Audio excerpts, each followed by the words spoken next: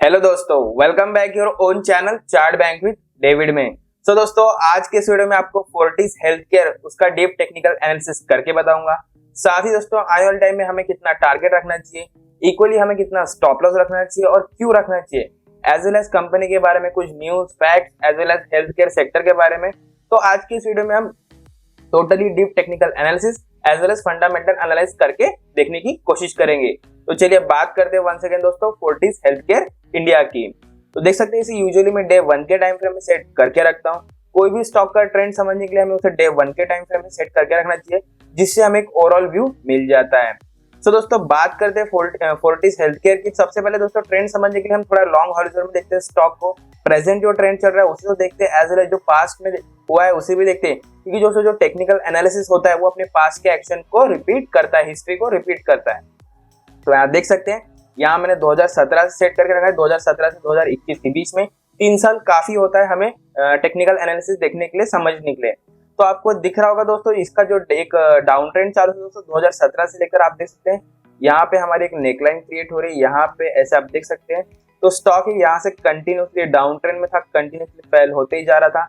उसके बाद आप देख सकते हैं जनवरी 2020 में, यानी 2020 में स्टॉक यहाँ से अच्छा खासा अप ट्रेंड गया, यहाँ से अप ट्रेंड, यहाँ से अच्छा खासा अप मोमेंटम उसने शो किया। बट जैसे कि आप देख सकते हैं फरवरी के महीने में, फरवरी 2020 में कोरोना की न्यूज आई, कोरोना बीमारी आ गई, तो स्टॉक और फेल हो गया और नीचे गिरने लग गया। और यहाँ से फिर से भी उसने रिकवरी की और अच्छा खासा अप ट्रेंड इसने कर दिया है। तो ओवरऑल जो था दोस्तों कि 2017 से लेकर 2021 तक की एक कंसोलिडेशन मोड में था, क्योंकि देख सकते हैं सेवरल टाइम्स का एक रेजिस्टेंस यहाँ पे क्रिएट हो रहा है 170 के लेवल का। सेवरल टाइम उसे ब्रेकआउट देने की कोशिश कर चुका है, बट वो हर बार वहां से रिजेक्ट होके आ जाता था। इन 3 सालों में आप देख सकते हैं 2017 में फर्स्ट टाइम यहाँ पे, सेकेंड टाइम यहाँ पे, थर्ड, फोर्थ, फिफ्थ, सिक्स और 7 टाइम उसने फाइनली ब्रेकआउट दे दिया और यहाँ पे वो परफॉर्म कर रहा है, ट्रेड कर रहा है। इसलिए स्टॉक को मैंने कंसिडर किया है, इसलिए आपको सजेस्ट किया है। तो चलिए दोस्तों, इसे मैंने डे 1 के टाइम फ्रेम में आपको सेट करके दिखा दिया है। अब इसे मैं आपको वीकली टाइम फ्रेम में सेट करके दिखाता हूँ, जिससे आपको एक ओवरऑल व्यू भी आ जाएगा और वीकली टाइम फ्रेम में आपको समझ में भी आ जाएगा कि एक्चुअल में स्टॉक का वॉल्यूम कैसे चल रहा है और ओवरऑल जो ट्रेंड है वो कैसे चल रहा है। तो दोस्तों, कंसोलिडेशन मोड में था, यहाँ से डाउन ट्रेंड था, यहाँ से अच्छा खासा अप ट्रेंड है। तो प्रेजेंट टाइम में स्टॉक का जो ओवरऑल जो ट्रेंड है वो अप ट्रेंड है। एज वेल एज हम वीकली टाइम फ्रेम में क्या देखते हैं दोस्तों, सबसे ज्यादा वॉल्यूम देखते हैं। तो यहाँ वॉल्यूम नॉर्मल है, आप देख सकते हैं अभी भी हल्का यहाँ पे नॉर्मल, जब स्टॉक डाउन ट्रेंड में 2019-2020 के आसपास, बट 2021 में आप देख सकते हैं अच्छा खासा इसमें वॉल्यूम बढ़ा है। वॉल्यूम 22 मिलियन का, यहाँ पे 10 मिलियन का आप देख सकते हैं, 8 मिलियन, 6 मिलियन, 60 मिलियन, और अभी अभी थोड़ा ज्यादा बढ़ा है। आप देख सकते हैं अभी अभी अच्छा खासा वॉल्यूम इसमें आ रहा है, 11 मिलियन। यहाँ आप देख सकते हैं ब्रेकआउट वाले दिन इसने जहाँ पे इसने ब्रेकआउट किया तो इसमें अच्छा खासा वॉल्यूम था ना, 40 मिलियन का अच्छा खासा वॉल्यूम था। यानी वॉल्यूम में हल्का हल्का बढ़ोतरी हो रही है, हल्का हल्का ये बढ़ रहा है। एज वेल मैं आपको इसको मंथली टाइम फ्रेम में सेट करके दिखाता हूँ। मंथली टाइम फ्रेम में हमें क्या देखना चाहिए कि स्टॉक अभी कौन से प्राइस में मिल रहा है, अंडर वैल्यूड है या ओवर वैल्यूड है, ब्रेकआउट जोन पे है या डाउन ट्रेंड पे है, तो ये हमें देखना चाहिए। तो इसमें आपको सबसे पहले मंथली टाइम फ्रेम में आपको मैं वॉल्यूम दिखाता हूँ। तो वॉल्यूम आपको दिख रहा हूँ काफी छोटा है, यहाँ पे आप देख सकते हैं मेरे माउस कर्सर पे वॉल्यूम यहाँ से बढ़ता जा रहा है, वॉल्यूम यहाँ से बढ़ता जा रहा है। आप देख सकते हैं फर्स्ट कैंडल थी छोटी थी, फिर उसका सेकंड उससे बड़ी, जो थर्ड है उससे बड़ी। फर्स्ट में क्या था दोस्तों 54 मिलियन का वॉल्यूम, उसके बाद था 60 मिलियन का, उसके बाद था दोस्तों 75 मिलियन का। तो जो ये थर्ड 3 कैंडल दिख रही है जो अप ट्रेंड की, इसमें वॉल्यूम बढ़ते जा रहा है। मींस ये होता है इसका मीनिंग कि लोग इसमें फ्रेश बाइंग कर रहे हैं, लोगों को इसमें भरोसा है कि स्टॉक ऊपर जा सकता है। एज वेल एज मैं आपको और भी चीजें बताऊंगा अभी वीडियो के आगे में, एंड तक बने रहना, जिससे आपको एक ओवरऑल व्यू में आ जाएगा और समझ भी आ जाएगी कि लोग इसमें क्यों खरीद रहे हैं। तो ओवरऑल जो वॉल्यूम के हिसाब से और कैंडल के हिसाब से ओवरऑल जो ट्रेंड है भी अप ट्रेंड है। और बात करते हैं कि स्टॉक कौन से प्राइस पे ट्रेड कर रहा है, तो स्टॉक दोस्तों अपने इंपॉर्टेंट जो रेजिस्टेंस है 3 ईयर का रेजिस्टेंस है 2017 से लेकर 2020 तक के, मतलब 2021 आप कह सकते हैं 3 साल के अपने इंपॉर्टेंट रेजिस्टेंस पे ट्रेड कर रहा है और फाइनली उसे ब्रेकआउट देके नीचे आ भी चुका है। तो इसलिए स्टॉक को मैंने कंसिडर भी किया है। और एज वेल जो स्टॉक है अभी एकदम गुड प्राइस पे मिल रहा है, यानी ब्रेकआउट लेवल पे मिल रहा है। ब्रेकआउट जैसे देगा, जैसे मैं आपको बताऊंगा कि आगे वीडियो में कि आपको कब खरीदना और कब बेचना है। और एज वेल जो अभी स्टॉक है काफी गुड प्राइस से मिल रहा है और अच्छा खासा अप ट्रेंड हमें शो कर सकता है। ओवरऑल ना ओवर वैल्यूड है ना अंडर वैल्यूड, एक नॉर्मल प्राइस चल रही है। स्टॉक यहाँ से बढ़ेगा तो ओवर वैल्यूड होगा, लेकिन हम पहले ही खरीद लेंगे। तो मंथली टाइम फ्रेम में देखने का हमारा जो ओवरऑल एक व्यू हो गया वो कंप्लीट हो गया। वीकली टाइम फ्रेम में भी हमें देख लिया। अब मैं आपको डे 1 के टाइम फ्रेम में फिर से ले चलता हूँ, जिससे मैं आपको समझाने की कोशिश करता हूँ कि एक्चुअल में स्टॉक में कौन सा पैटर्न क्रिएट हो रहा है, स्टॉक कैसा पैटर्न क्रिएट कर रहा है, कैंडलस्टिक में कैसा चार्ट क्रिएट हो रहा है। तो आपको एक ओवरऑल व्यू आ जाएगा दोस्तों। वन सेकेंड, ये लोड हो रहा है थोड़ा सा। हो जाएगा 2 मिनट। तो दोस्तों ये हो गया है। तो देख सकते हैं इसमें डे 1 के टाइम फ्रेम में फिर से आ गया हूँ। डे 1 के टाइम फ्रेम मैंने फिर से सेट कर दिया है। 1 सेकेंड, मैं इसे सेट कर दिया डे 1 के टाइम फ्रेम में। सो दोस्तों इसमें जो इसमें कोई पैटर्न क्रिएट नहीं हो रहा है। इसमें तो एक सिंपल सा जो प्राइस एक्शन स्ट्रेटेजी होती है हमारी, ब्रेकआउट लेवल की, जो अपनी इंपॉर्टेंट रेजिस्टेंस को ब्रेकआउट करता है 2 से 3 साल बाद, या आप कह सकते हैं कि 1 साल बाद, यानी 52 वीक्स हाई पे कह सकते हैं। तो इसमें एक सिंपल सा रेजिस्टेंस क्रिएट हो रहा है यहाँ पे, जो कि इसके 170 के लेवल का है। अभी इंपॉर्टेंट रेजिस्टेंस क्यों क्रिएट हो रहा है, क्योंकि आपको दिख रहा होगा 2017 से कई बार अपने इंपॉर्टेंट इस रेजिस्टेंस है ना 170 के लेवल को क्रॉस करने की कोशिश कर चुका है, बट हर बार यहाँ से रिजेक्ट होकर नीचे आ जाता है। तो आपको दिख रहा होगा सेवरल टाइम्स, मल्टीपल टाइम्स अपने इंपॉर्टेंट रेजिस्टेंस को क्रॉस करने के ब्रेकआउट देने की कोशिश कर चुका है। देख सकते हैं फर्स्ट टाइम यहाँ पे, सेकेंड, थर्ड, फोर्थ, उसके बाद आप देख सकते हैं फिफ्थ यहाँ पे, और 6th टाइम फाइनली अपनी इंपॉर्टेंट इस रेजिस्टेंस को ट्रेड करा है और उसने फाइनली ब्रेकआउट देके नीचे आ चुका है। तो ओवरऑल 3 सालों में दोस्तों इसने फाइनली अभी ब्रेकआउट दिया है, तो इसीलिए स्टॉक को मैंने कंसिडर किया है। और ओवरऑल इसमें कोई पैटर्न क्रिएट नहीं हो रहा। हम इसे छोटे टाइम फ्रेम में भी सेट करके देखेंगे कि इसमें छोटे टाइम फ्रेम में कैसा पैटर्न क्रिएट हो रहा है, छोटे टाइम फ्रेम में इसमें कैसे इसका स्टॉक परफॉर्म कर रहा है, ट्रेड ले रहा है। अब दोस्तों इसे मैं छोटे टाइम फ्रेम में सेट कर देता हूं, और इसमें स्टॉक में कुछ बताने लायक है नहीं कि स्टॉक में कौन सा पैटर्न क्रिएट हो रहा है। सिंपल सा प्राइस एक्शन स्ट्रेटेजी की ब्रेकआउट दिया, रिट्रेस कर रहा है, और इसलिए मैंने स्टॉक को कंसिडर किया, और रिट्रेसमेंट में हमें खरीदना चाहिए, इसलिए स्टॉक को कंसिडर किया है। एज वेल एज मैं आपको छोटे टाइम फ्रेम में बता देता हूँ कि कौन सा पैटर्न क्रिएट हो रहा है, क्या नहीं हो रहा है। उसके बाद मैं आपको इन कंपनी के बारे में कुछ न्यूज फैक्ट बताऊंगा, और सेक्टर के बारे में भी एज वेल एज बताऊंगा।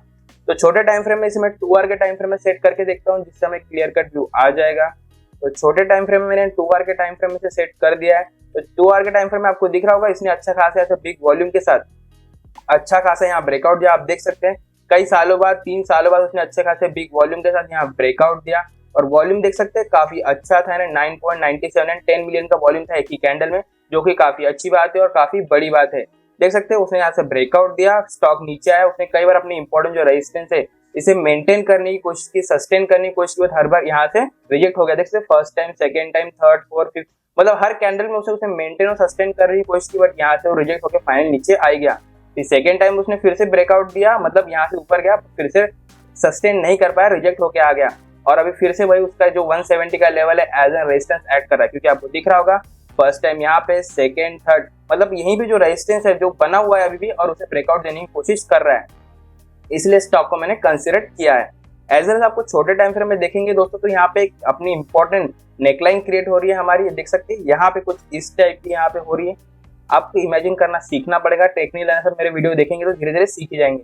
तो देख सकते हैं कुछ इस टाइप का इसमें एक राइजिंग वैली क्रिएट हो रही है, आपको दिख जाएगा दोस्तों। जो स्टॉक है बढ़ रहा है, गिर रहा है, बढ़ रहा है, तो ऐसे स्टॉक का मूवमेंट होता है। देख सकते हैं यहाँ पे, फिर यहाँ पे, और आने वाले टाइम में हमें कुछ ऐसे रिजल्ट देखने को मिल सकते हैं। आगे ऊपर दोस्तों ऐसा कुछ रिजल्ट देखने को मिल सकते हैं। 1 सेकेंड, हाँ, तो कुछ इस टाइप का होता है दोस्तों राइजिंग रैली। देख सकते हैं यहाँ पे नीचे आया, फिर ऊपर गया, मतलब कंटिन्यूअसली हायर हाइस लगाते हुए ऊपर ये जा रहा है। तो एक अच्छा कह सकते हैं, एक कंसिडरेबल स्टॉक कह सकते हैं, कंसिडरेबल पैटर्न आप कह सकते हैं। छोटे टाइम फ्रेम में भी काफी अच्छा इसमें मोमेंटम शो हो रहा है, इसीलिए मैंने स्टॉक को कंसिडर किया। मैं ऐसे कोई भी स्टॉक आपके लिए नहीं ला देता हूँ। तो छोटे टाइम फ्रेम में 2 आवर के टाइम फ्रेम में तो काफी अच्छा इसमें पैटर्न क्रिएट हो रहा है, और हमें पूरा क्लियर कट दिख भी रहा है। और एज वेल एज यहाँ से रिजेक्ट करने के बाद स्टॉक हर बार नीचे आ जाता था तुरंत में, बट स्टॉक ने यहाँ मेंटेन भी करके रखा है। देख सकते हैं यहाँ पे अपना एक छोटा सा लेवल एज एन सपोर्ट उसने मेंटेन करके रखा है। यहाँ पे आप देख सकते हैं, यहाँ पे इस लेवल को आप बना के सकते हैं, क्योंकि देख सकते हैं ब्रेकआउट होने के बाद अगर ब्रेकआउट रिजेक्ट हो जाता है यहाँ से, मतलब रेजिस्टेंस रिजेक्शन हो जाता है, तो स्टॉक डेफिनेटली फॉल हो जाता है, हमेशा गिरने लगता है। बस उसने मेंटेन करके रखा है, मींस यहाँ से वो डेफिनेटली ब्रेकआउट देगा। और 3 साल में उसने फर्स्ट टाइम यहाँ ब्रेकआउट दिया, तो समझ लीजिए कि ये रिट्रेसमेंट है। रिट्रेसमेंट भी बताऊंगा आगे वीडियो में कि एक्चुअल में स्टॉक कैसे ट्रेड कर सकता है आने समय में, तो आप इसे रिट्रेसमेंट कह सकते हैं। तो चलिए दोस्तों डे 1 के टाइम फ्रेम में फिर से चलता हूँ, और मैं आपको बताता हूँ कुछ कंपनी के बारे में, न्यूज फैक्ट्स, और दोस्तों हेल्थ केयर सेक्टर के बारे में। तो सबसे पहले मैं आपको इस सेक्टर के बारे में बता दूं, जो दोस्तों जो फोर्टिस हेल्थ केयर जो कंपनी है वो हेल्थ केयर सेक्टर से बिलोंग करती है। आपको समझना पड़ेगा, कई लोग कंफ्यूज होते हैं, हेल्थ केयर सेक्टर और फार्मास्यूटिकल सेक्टर दो अलग अलग सेक्टर है। फार्मास्यूटिकल सेक्टर दोस्तों उसमें जो मेडिसिन बनाने वाली कंपनियां होती है, लाइक ऑरबिंदो फार्मा, बायोकॉन, ये अलग अलग कंपनियां जो सिर्फ मेडिसिन बनाती है, उसमें रिसर्च करती है। बट जो हेल्थ केयर सेक्टर होता है उसमें क्या होता है, ये डिफरेंट काइंड ऑफ दोस्तों बड़े बड़े हॉस्पिटल बनाते हैं, उसमें लोगों का इलाज करते हैं। इनको बड़ी बड़ी मशीनरीज लगती है, लाइक कैंसर के इलाज के लिए, बॉडी का चेकअप करने के लिए सोनोग्राफी, मतलब ये ऐसी कंपनी जो अलग अलग जगह जा जाके अपना हॉस्पिटल ओपन करती है, लोगों का इलाज करती है, वहाँ मेडिसिन देती है, डॉक्टर को अपॉइंट्स करती है, उन्हें सैलरी देती है। तो ये उस टाइप की कंपनी है, हेल्थ केयर सेक्टर की कंपनी है, सिर्फ फार्मास्यूटिकल सेक्टर की कंपनी नहीं है। तो इसमें काफी हार्ड कैपिटल मनी इन्वेस्टमेंट होता है, क्योंकि हॉस्पिटल बनाना काफी पैसे का काम है। उसमें एज वेल जो मशीनरी होती है, आपको पता है कि कैंसर ये वो जो बड़ी बड़ी बीमारियां होती हैं उनके लिए कितनी बड़ी बड़ी महंगी मशीनरी लगती है, एज वेल जो हॉस्पिटल का मेंटेनेंस वगैरह। तो काफी हार्ड कैपिटल कंपनी है। तो आपको डिफरेंस समझ में आ गया होगा। और कोरोना के बाद से तो आपको पता है कि अपने देश में हेल्थ केयर सेक्टर की काफी ज्यादा जरूरत है, काफी स्पीड से सेक्टर ग्रोथ हो रहा है, और निफ्टी में भी हेल्थ केयर सेक्टर ने काफी अच्छा हमें रिस्पॉन्स दिया है, काफी अच्छा रिटर्न हमें दिया है 1 ईयर में। एज वेल एज कोरोना के बाद देश को समझ में आ ही गया है कि दोस्तों हेल्थ केयर सेक्टर में हमें कितने सारे हॉस्पिटल की जरूरत है, एज वेल एज हॉस्पिटल के साथ हमें बेड्स की, डॉक्टर्स की, नर्सेस की, मेडिसिन की, और जो इसका इलाज करते हैं प्रॉपरली उनकी काफी हमें जरूरत है। तो ये कंपनी उस सेक्टर से बिलोंग करती है।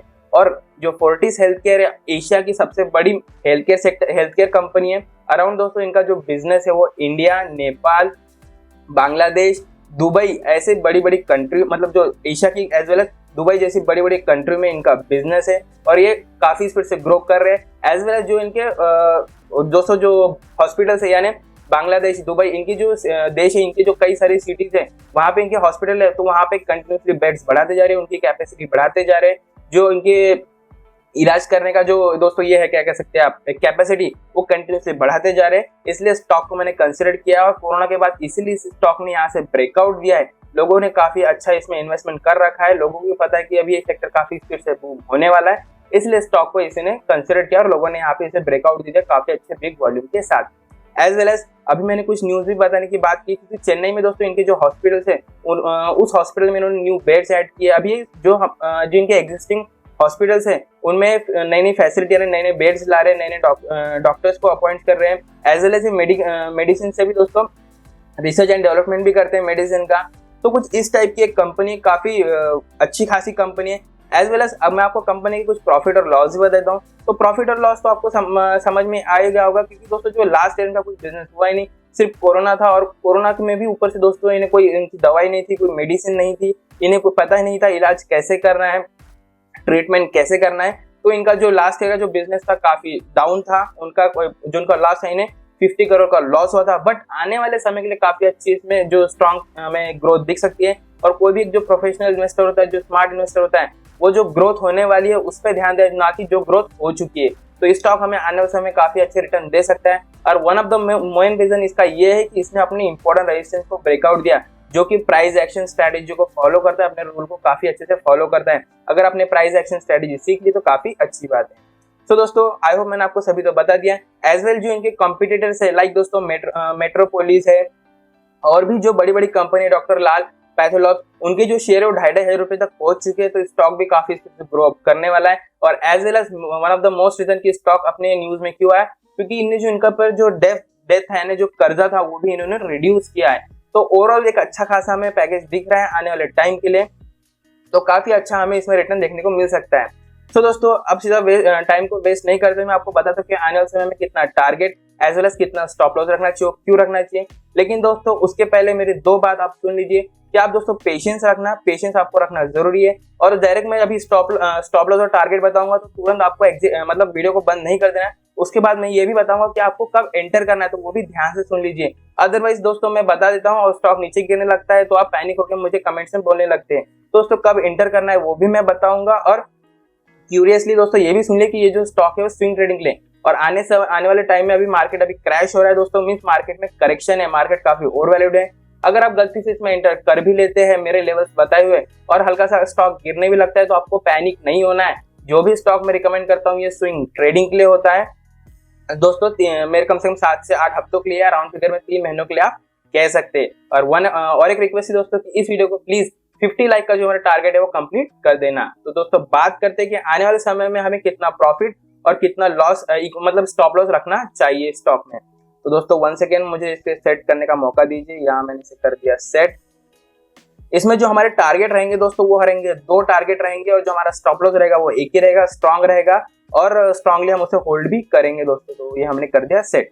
तो 1 सेकेंड ये हमने ये भी सेट करने का मौका दीजिए। 1 सेकेंड, हाँ ये हो गया सेट दोस्तों। तो देख सकते हैं यहाँ पे जो हमारा इनिशियल जो प्राइमरी जो हमारा दोस्तों जो टारगेट रहेगा 1 सेकेंड, हाँ, जो हमारा प्राइमरी टारगेट रहेगा दोस्तों वो 200 के लेवल का रहेगा और एज वेल एज जो हमारा स्टॉप लॉस रहेगा वो 150 के लेवल का रहेगा। अभी जो स्टॉक है वो करंटली 165 पे ट्रेड कर रहा है, जैसे कि आप यहाँ देख सकते हैं 165 पे ट्रेड कर रहा है। आने वाले समय में हमें 200 के लेवल देखने को मिल सकते हैं जो हमारा प्राइमरी टारगेट होगा, और इसके बाद जो हमारा स्टॉप लॉस होगा दोस्तों वो होगा 150 के लेवल का। अब बात करते हैं टारगेट का कि जो हमारा प्राइमरी टारगेट होगा वो 200 के लेवल का क्यों होना चाहिए, क्योंकि आप देख सकते हैं यहाँ पे जो ये लेवल है दोस्तों 200 का हमारे लिए एज एन रेजिस्टेंस एक्ट कर सकता है, क्योंकि आप देख सकते हैं यहाँ पे आप देख सकते हैं 2015 से लेकर 2017 तक के, यानी उसके पहले 3 सालों में आप देख सकते हैं जो 200 का लेवल है एज एन रेजिस्टेंस यहाँ पे एक्ट कर चुका है। फर्स्ट टाइम यहाँ पे, second time, third, fourth, fifth, यानी कई बार अपने इंपॉर्टेंट इस जो 200 का लेवल ऐसे क्रॉस करने की कोशिश कर चुका है, बट हर बार फेल हो जाता था। इसलिए जो यहाँ पे भी हमें जो 200 का लेवल है एज एन रेजिस्टेंस हमें देखने को मिल सकता है। अगर स्टॉक अभी ऊपर जाता है, स्टॉक का भी रिट्रेसमेंट चालू है और अपने जो रेजिस्टेंस है एज एन सपोर्ट एक्ट करके अगर ऊपर जाता है, और जो कि डेफिनेटली जाएगा, बट यहाँ से हमें हल्का सा रिजेक्शन फेस करने मिल सकता है। इसलिए हमारा जो प्राइमरी टारगेट रहेगा दोस्तों वो 200 का लेवल का रहेगा। उसके बाद जो हमारा सेकेंडरी टारगेट रहेगा, यहाँ से अगर स्टॉक ऊपर जाता है तो हमारा जो सेकेंडरी टारगेट रहेगा वो 220 के लेवल का। फिर से सुन लीजिए, 220 के लेवल का मैं यहाँ ट्रेड लाइन बना देता हूँ। 220 के लेवल का हमारा जो सेकेंड टारगेट रहेगा। तो जो हमारे दो टारगेट रहेंगे दोस्तों, जो हमारा फर्स्ट टारगेट रहेगा 200 के लेवल का, उसके बाद अगर उसे वो अचीव कर लेता है तो जो हमारा सेकेंड टारगेट रहेगा वो 220 के लेवल का। एज वेल एज हमारा जो स्टॉप लॉस होगा दोस्तों 150 के लेवल का होगा। अब वो क्यों होगा, इसके दो रीजन है, उसके बारे में भी बताता हूँ। ऐसी हवा में बात नहीं होती है। तो आप देख सकते हैं जो 150 का लेवल है दोस्तों एज एन रेजिस्टेंस ऐड करा था इन 3 सालों में। देख सकते हैं फर्स्ट टाइम यहाँ पे, सेकेंड टाइम यहाँ पे, थर्ड टाइम उसने अपनी इंपॉर्टेंट लेवल को क्रॉस किया था 150 को, लेकिन यहाँ से रिजेक्शन फेस हुआ। उसके बाद आप देख सकते हैं, ध्यान से सुनिए, प्राइस एक्शन स्ट्रेटेजी बता रहा हूँ, प्राइस एक्शन फिर से सुन लीजिए।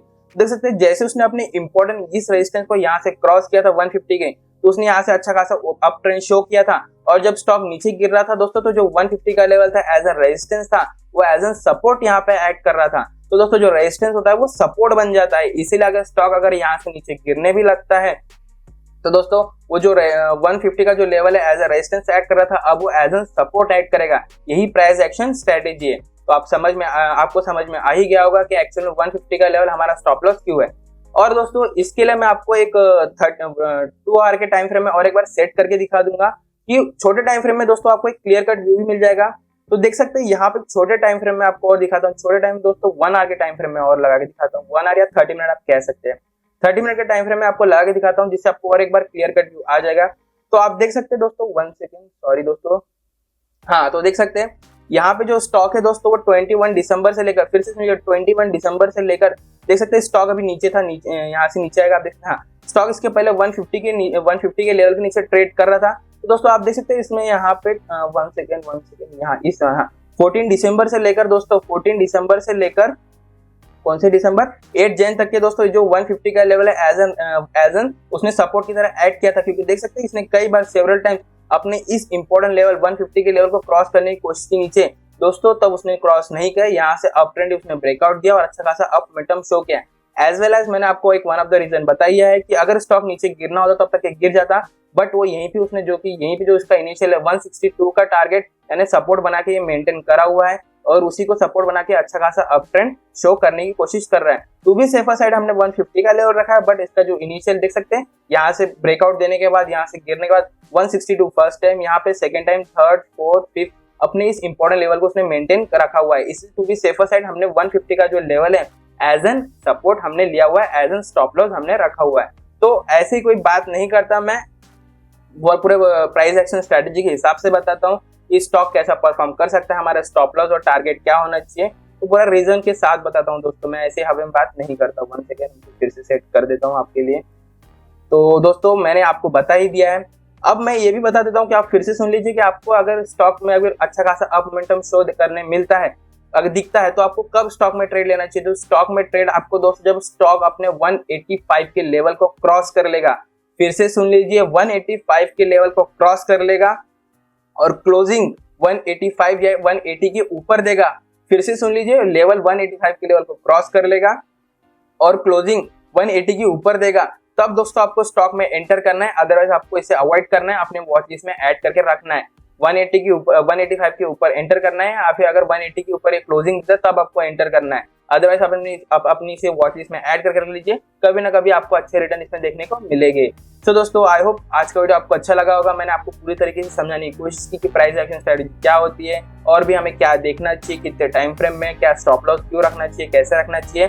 तो दोस्तों मेरा जो टारगेट है 50 लाइक्स का, उसे कंप्लीट कर देना। आने वाले टाइम में आपको अच्छे खास रिटर्न देखने मिलेंगे और ऐसे ही वीडियो में आपके लाते रहूंगा प्राइस एक्शन स्ट्रेटजी के। तो दोस्तों बस अभी के लिए इतना ही था। वीडियो को लाइक शेयर, चैनल को सब्सक्राइब जरूर करना। मिलता है किसी नेक्स्ट वीडियो में।